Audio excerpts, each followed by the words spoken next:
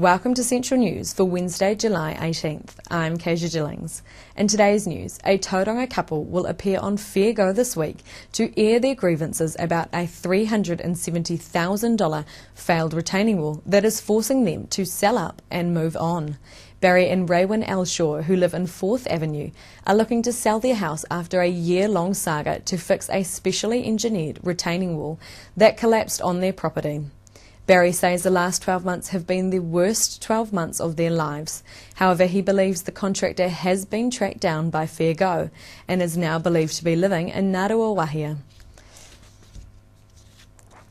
A man who left cyanide possum bait along a busy Department of Conservation walking track during the New Year holiday period was fined more than $2,000 in Tauranga District Court this week. Tauranga Dock Ranger Dave Wills says the cyanide toxin baits were placed in paper bags along a busy dock walking track during the height of the visitor season, and when ripped, they left bait on the actual track. The unpermitted use of toxins on public land is prohibited under the Conservation Act 1987 and attracts penalties of up to a year in prison and fines of up to $10,000. A section of the Mount Maunganui base track is closed after a pahutakawa tree slipped down the track earlier this week. The Moao track is closed from about 300 metres past the sandy beach if walking from the Pilot Bayside. Tauranga City Council Communications Advisor Marcel Curran says early indications are the track will be closed for up to a week. The rest of the base track remains open, but users need to be aware that they cannot do a complete loop of the mountain. An elderly man in a wheelchair managed to escape his smoke-filled Katikati home unharmed after a pot left on a stove began to burn. Katikati Volunteer Fire Brigade and St John Ambulance were called to the home in Fairview Road over the weekend, where they found a smoke-filled house.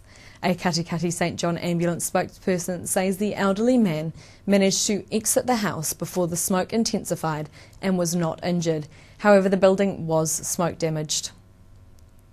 Police are warning Tauranga motorists to behave and drive to the conditions after a two-car collision at the intersection of Waihi and Birch Avenue earlier in the week.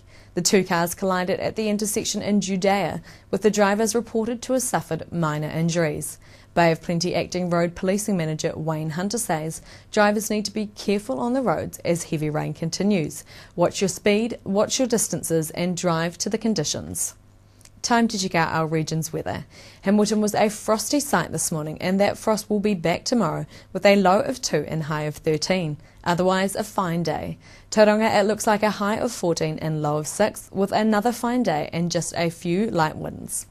Coming up after the break, we take a look back at Central News health expert Nikki Russell's best advice from 2012 so far, including nutritious healthy food, eating for the elderly, and how to tackle being a vegetarian. Join us after the break.